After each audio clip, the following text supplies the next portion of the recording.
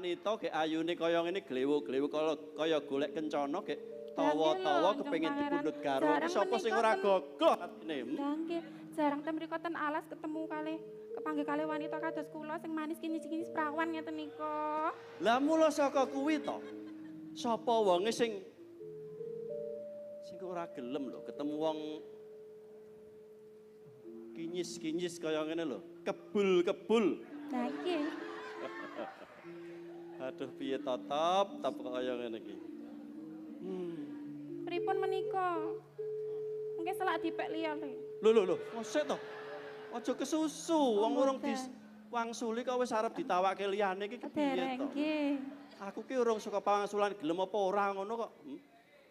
Neng tenan kowe saguh diwayuh lawan Diajeng Sekartaji. Saestu njeng pangeran, Kang Mas Panji Asmara bangun saestu kula remen. Iki mumpung ora ana sapa-sapa lho iki. Wong aku ki wong lanang. Apa dikaya ngopo ditawani kaya ngono le arep nampik ki yo angel. Kowe tenan ya? Ora bakal kuciwa, ora bakal gelo.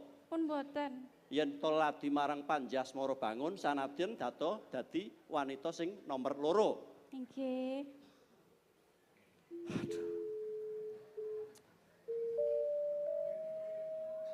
Wiwit sapucuking weni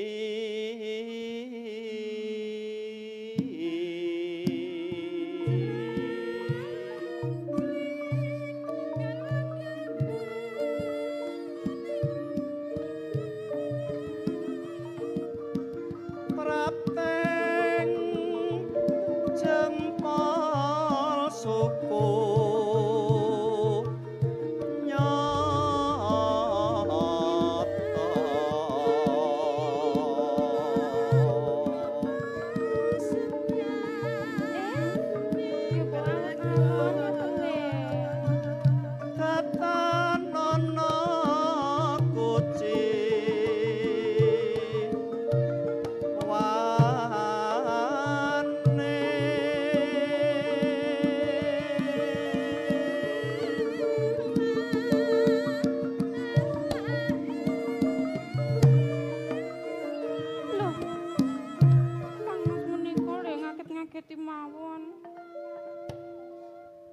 Wandan sari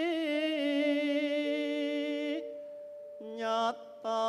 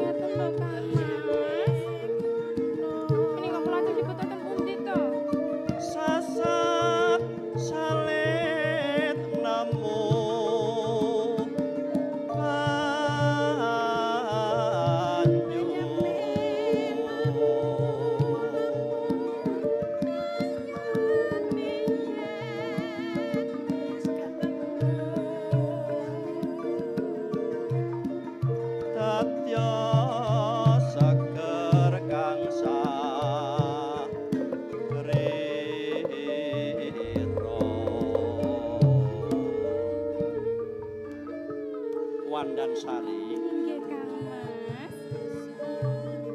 Seneng atimu sawise Panji Asmara bangun gelem nampa paswitamu. Oh, nggih remen sanget kok, Kang Mas. Menika saestu. Tenan. Dadi kula ajeng diboyong wonten ing Tak boyong ana ing Jenggala. Oh, nggih. Nanging ngene wanti-wanti welingku. Sing ati-ati lamun ketemu kelawan garwaku Yai Sekartaji Galuh Candra Kirana. Ternyatane tresnaku kelawan Sekartaji kuwi pancen bapa tanpa timbang. Mbok menawa anggonku ketemu kelawan kowe kuwi mujudake sawijining panggoda. Mbuh panggoda mbuh tenan iki aku. Ya gumun. Nganti gumyor pamikire Panjasmara bangun. Nganti ora bisa nemtokake bab ingkang becik. Aku nampa kowe. Aku nampa kowe tenan. Saestu. Seneng banget kula, seneng banget. Hati-hati. Kowe kudu bisa lelati marang garwaku Yai Sekartaji. Inggih. Inggih Kang Mas. Ya wis, yen ngono ayo tak ganti. Kondur ana ing kasatriyan. Monggo Kang Mas kula dari aku.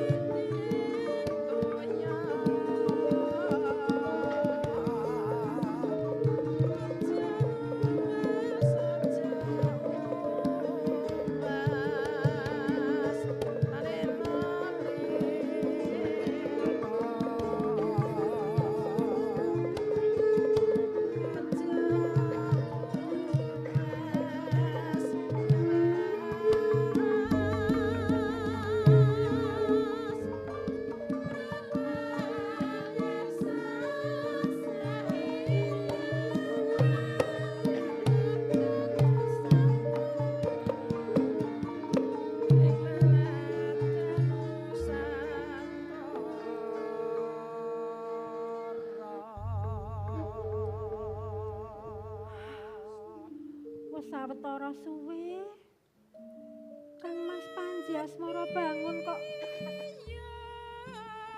ora rawuh-rawuh ya.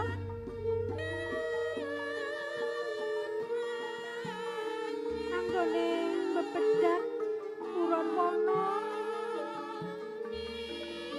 adat saben kuwi ya mung sedelo banjur entuk kewan.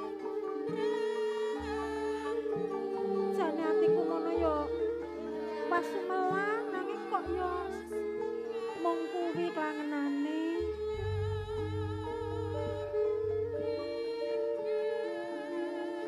Nanging ora apa-apa. Saiki aku mung bisa ndonga. Muga-muga Kang Mas Panjasmara bangun ora ana apa-apa. Ora ana alangan sawiji apa.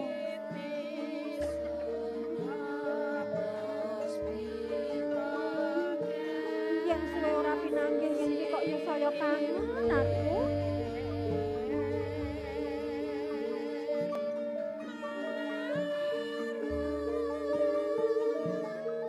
Bisa tak bayangake menawa wis rawuh banjur antuk buron wana endah senengi endah bungae atine Kang Mas Asmara bangun.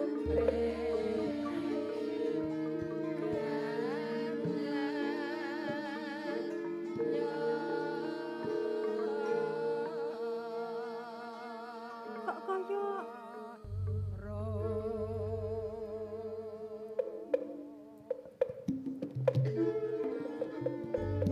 Diajeng Sekartaji, larak tenan to. pun kakang sing prapta diajeng. Kang Mas Panji to menika? Kang Mas? Kang Mas?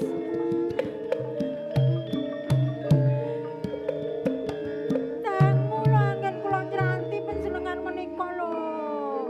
Jare sedhela kok ya suwene ora jamak to? Iya, pancen ancasipun kakang anggone ngupati buron wana kuwi ora bakal suwe-suwe ning nyatane nganti pirang-pirang dina pun kakang ora entuk buron wana diajeng. Oh, ngaten. Sing gedhe pangapuram. Kapang ya karo pun kakang.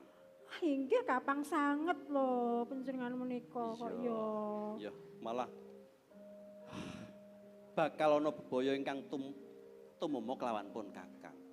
Menika kala wau Sakjroning wana golek buron wana, golek kewan apa wae ora ana sing teklir bareng teka ana sardula bakal mangsa marang pun kakang. wonten sardula. Oh, Ana macan sing ngrangsang pun kakang inggih. saka rumangsaku gampang nyekel macan kuwi mawung. Nyatane aku wis kulina olah kaprajuritan nanging jebul nyekel macan kuwi barang sing angel. Lajeng Kepara aku malah ditingkes dening macan. Rahayune ana iki. wanita sing tuku pitungan kelawan pun kakang. Wanita menika? Oh. Iya apa Kene. bener Kang diaturke? Kene Wandansari. Nggih, Kang. Sapa kowe? Nggih nami kula Wandansari, Kang Mbok. Oh, Wandansari. Wandansari nggih. Ya matur nuwun banget ya Wandansari. Wis paring pitulungan. Nggih, Kang Mbok. Kene lenggah desa. Injih wilujeng panjenengan inggih Kang Mas. Antuk pamujimu. Ya kene diajeng. Kono Wandansari, Nggih. kowe tak ilani lenggah kono. Ya lenggah wae Wandansari ora apa-apa, ora usah wedi ya. Nggih, Kang Mbok. Malah iki ngene, diajeng Sekartaji. Inggih. Awit saka bungaipun kakang wis wilujeng paripurna kalih saka ing bebaya ya saka pitulungane si Wandansari iki. Inggih. Mula anggonku suka bebungah kalawan si Wandansari kuwi kanthi sarana Wandansari suwita marang pun kakang. Ngaten, lajeng Ora kabutan to? Suwita ingkang kados pundi ingkang panjenengan pikajengaken Kang Mas? Piye? Menapa badhe dados juru taman ngaten? Menapa dados juru busana? Anggenipun ngagem busana? Dipeni ngaten mbok bilih trep wonten ing panti busana Kang Mas? Jan-jane pun kakang kuwi ya kaya ngono, arep ndadekake si Wandansari kuwi apa juru dang, apa juru penginang, apa juru taman, apa juru tata busana. Nanging sawise pun kakang nyumurupi citrane si Wandansari kaya ngene kok ndak kira ora trep yen to dheweke mung dadi juru tata busana. Malah trepe kuwi ngrewangi si Adi, ngrewangi Sekartaji leladi marang pun kakang. Ngrencangi kula lelados tumrap panjenengan. Kados pundi ta panjenengan kok anggenipun paring dawuh kok nganeh-nganehi ngaten lho Kang Mas? Sekartaji. Menika rak wanodya ingkang pinanggih saking bedak wana kok lajeng panjenengan lajeng kok Eman-eman. enggal paring dawuh ingkang ngatos Eman-eman yen to si Wandansari kuwi mung tak dadekke juru taman. Ayu to? Pantes to? Yen to sandingan kelawan pun kakang, sesandingan kelawan si Adi, bareng-bareng wong loro leladi marang Panji Asmara bangun. Kowe ora kabotan malah. Yen adate kowe leladi pun kakang ijen, saiki bakal diwangi si Wandansari. Matuk apa ora? Oh ngaten, inggih Kang Mas kepareng matur. Menawi ningali labuh labetipun pramila inggih ageng sanget tumrap gesang panjenengan kula mboten maiben. Nah, ora apa to? Kula ugi ngaturaken panuwun ingkang tanpa upami dumateng piyambakipun.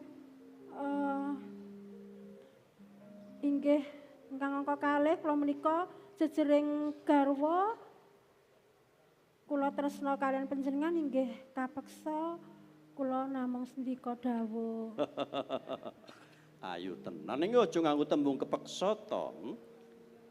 Aja nganggo tembung Inggih. kepeksa. Ilang ngono tembung kuwi gantinen tembung ikhlas lahir batin, ngono lho.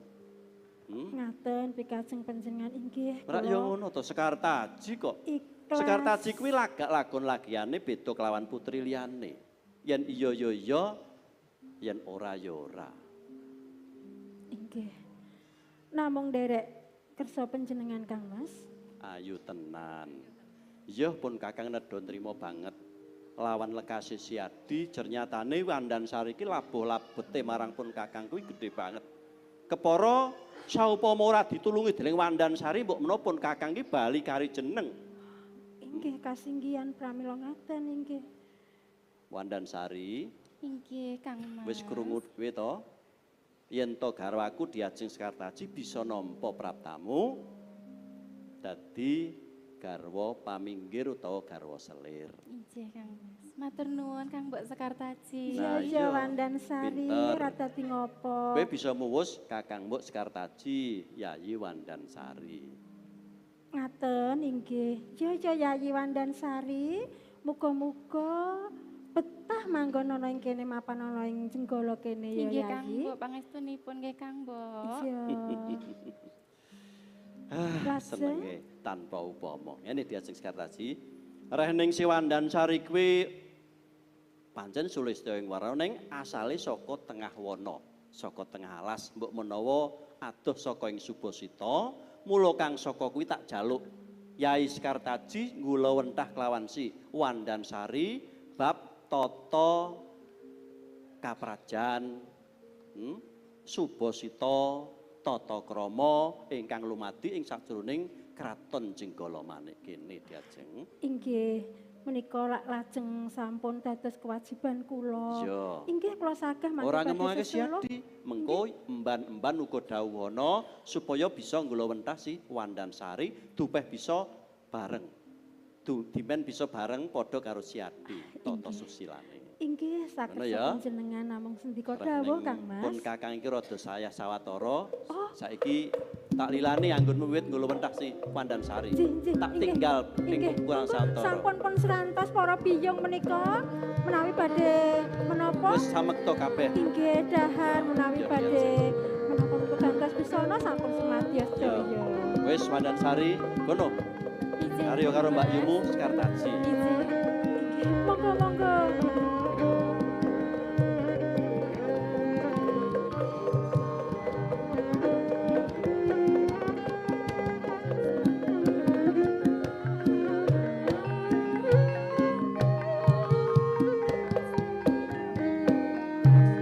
Kang Mbok Sekartaji. Piye Wandansari? Kula menika remen sanget lho wonten ing taman mriki. Oh ya mesti wae. Mbok bilih menanggi kedados garwanipun Kang Mas Panji Asmara Bangun. Ya, kuwi kanugrahan kang gede banget lho Yayi. Inggih Kang Mbok. Kudu apa ya? Labuh-labetmu ya gede tumrap Kang Mas Panji Asmara Bangun. Ya pancen wis sak trepe yen to jeneng sira kuwi pikantuk bebungah kang tan kinira gedene. Lah nggih to Kang Mbok.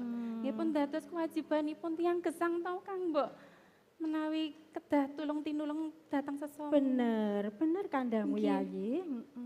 Ning awit menika Kang Mbok, Kepiye? kula menika nggih sampun mangertos. Heeh. Kondanging jagat menika lho Kang Mbok.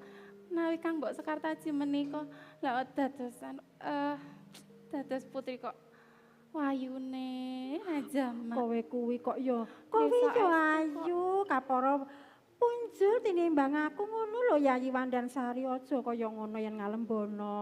Mboten Sak mboten madya Kang Mbok. wae.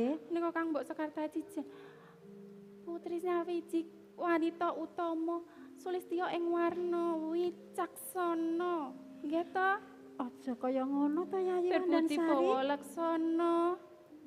Jan, dadi wanita kok ayune Jan. Mbok bejo Mengko. tenan nggih kula ten mriki le. Sasuwening suwe yen to kowe mapan ana kene sawetara ya bakal kaya ngono kudu sinau bab Subasita, kudu sinau bab apa wae bab budaya, bab apa jenenge kuwi samubarang kang becik-becik kudu tok sinau ana ing kene. Ya, Senadyan kowe wong saka ngalas paribasane ora apa-apa, sinau kuwi ora nulat yuswa ora nulat umur ya Yayi. Nggih Kang Mbok, menawi mangkaten kula badhe ngangsu Kang Ruh. Kalian Ya. Kang Mbok Sekartaji, nak kepareng to Kang Mbok. Iya, mengko aku bakal sesuluh apa wae tumrap kowe ya Yayi. Matur nuwun nggih Kang Mbok nggih. Ya. Wah kula menika ten mriki nika bejo tenan nggih Kang Mbok. Jane kok nggih menika gemebyar ngeten nika. Pengagemane Kang Mbok menika le. Iki paringan kok diajeng. Paringan. Iya, mengko kowe rak ya bakal diparingi dening Kang Mas Panji Asmara Bangun. Aja wasumelang ya. Mboten kok Kang Mbok. Mbok menawi Heeh. angsale kepareng le Kang Mbok nggih. Heeh. Kula menika Mbok suwun ampir niku Ngampil. niku le. Oh, Sangsanganipun. ngampil sangsangan. Nggih, niku. Oh. Duh, ya ampun ki astaga naga. Wah, apik tenan menika. Iya pancen iki yo. Oh, arep ngampil. Nggih, Oh, menawi ora kepareng apa-apa, le Kang Mbok le. Oh, ora apa-apa. Mbok napa-napa kula bantu nggih, sabiyantu nggih Kang Mbok, cepetaken nggih Kang Mbok nggih. Iki jarakan yo wis suwe ana ing janggaku, dadi yo rada angel iki anggone. Pundi-pundi kula. Culi kok Yayi. Coba. Nggih. Mestine Kang Slira yo bakal pantes yen to nganggo sangsangan iki. Lah nggih menika kula diagemke kok Kang Mbok. Oh iya. Nggih. Dasar kowe kuwi yo ayu, sulistya ing warna, ya pantes wae ngagem sangsangan to Yayi. Menika kula cobi sekedap le Kang Mbok nggih. Ora Mboten kula apa-apa pek. ya. Aku lila legawa kok Yayi, Nggih. ora apa-apa. Mengke kula wangsulaken kok Kang Mbok. Iya. Pripun, Kang Mbok? Ayu banget kowe ya dan Saestu sari. Kang Mbok. Kok iya apik tenan to. Tambah manis napa tambah ayu napa tambah pripun Kang Mbok? Samsaya ayu samsaya manis kok Nggih. diajeng. Heeh. Jen. Apik tenan ya Kang Mbok Sekartaji menika pancen wanita utama sulistya ning warna tenan ing ngeten iki. Ya wis ora apa-apa wong mung ngampil wae kok ya ora kepareng lak ya kebangetan aku to mengko diajeng. Kang Mbok, Piye? menika jen kulitane Kang Mbok menika le kuning meringing lumer alus. Kowe kuwi kok ya terus kaya mengkono to. Ngeten Kang Mbok, niki menawi kepareng malih le Kang Mbok nggih. Apa? Menika cemlorot wonten astanipun Kang Mbok menika angsal mboten. Kepareng mboten menawi. Oh, Yo oh nampil iki gelang gelang iki. Oh, nggih. sliramu arep ngampil gelang to. Nggih. Ya ora apa-apa. Mboten menapa-napa. Ora apa-apa wong Saestu menika, Iya, Kang wong mung Mbok. ngampil wae ya ora apa-apa to diajeng. Iya, kuwi yo jane ya apik lho ya. Lah menika Ning lho yo ora apa-apa. cemlorot. Yo iki paringan Kang Mas Panji Asmara bangun Oh, rika paringanipun, semono. nggih. Iya. Anggonku ngopeni yo tenanan, anggonku. Menawi benjing kula nggih diparingi ngeten iki nggih Kang Oh, Mbok nggih. mestine. Nggih. Yo aja kuwatir. Cemlorot Kang Mbok nggih. Apik ya. Pantes Sari nggih Kang Mbok Heeh, nggih. pantes banget kowe diajeng. Pantes sanget to Kang Iya, Mbok nggih. heeh. Matur nuwun nek Kang Mbok niki pokoke niki mengke kula wangsulaken nggih Kang Mbok mboten sah kuwatir mengke kula Oh, wangsulaken ngono, kula ora ampil apa-apa, ya. sekedap kemawon mboten Jaragan napa-napa. jeneng sira saiki ya mapan ana kene to. Nggih. Ya ora apa-apa Mas sawaya-waya bisa engko mbok balekake ya. Nggih. Anu setunggal melih nggih Kang Mbok nggih. Siji meneh apa to? Niki le Oh. sing wonten Iki ya paringan dalem kok diajeng. Nggih, kajenge mriki kula templekaken ten mriki kan kajenge jangkep to Kang Mbok. Oh iya Nggih, ya. lah menika sepi. Oh iya. Ya. Tak rewangi masang ya diajeng. Oh iya ora apa-apa. Ya pancen yen to Kang Mas sing maringi kuwi sarwa pantes dienggo sapa wae Lah kok. nggih nek mekaten kan Iya. kula kan nggih pantes to dados garwanipun Kang Mas Panji Asmara bangun Iya. nggih. Cemlorot gemebiar ngeten iki lho Kang Mbok nggih. Iya, dasare ya kowe kuwi wis ayu ngono lho Lah diajeng. nggih, matur nuwun sanget le Kang Mbok nggih. Ora dadi ngopo ya. Kang Mbok menika drijine lho mucuk ri. Ya Nggih, pancen saka kanane. Wis mucuk eri aku kita Kang diajeng. Mbok Piye? menika kan alit sing niki kula Apane to? kula ngampil nggih nika sesupe Kang Mbok nika Sesupe iki ora iso diajeng. Ya aja to. lah kok mboten Sangsangan kepareng diampil, gelang diampil, bros diampil. Ya wis to ya niki ora iso kepeksa ya Lho, diajeng. Kang Mbok Sekartaji Aja dadi atimu ya. Mboten terus mengkaten menika kan ageng-ageng lah menika kan alit to Kang Mbok mosok mboten pareng to Kang Mbok. Piye to diajeng? Aja yen sesupe iki aku ora wani ngecel toko astaku. Pun menika ampel sekedap kemawon kula cobi kemawon sekedap mawon nek Kang Mbok nggih. Kowe kuwi kok ya terus kaya ngono. Ora diajeng. Lah menika namung ngali-ali le Kang Mbok benten kalian menika sangsangan, gelang, terus menika kan ageng-ageng lah menika kan alit. Isyo nanging sesupe iki ana sejarah tumrap aku. Ora Berarti bisa copot saka tastaku lho Diajeng. Berarti menika mboten kepareng kula ampel. Iya sing gedhe pangapuramu ora bisa ya Wandan Sari. Saestu menika. Iya. Berarti nggih mbok menawi nggih Kang mbok menika namung lamis. Piye to kok lamis piye? Lah nggih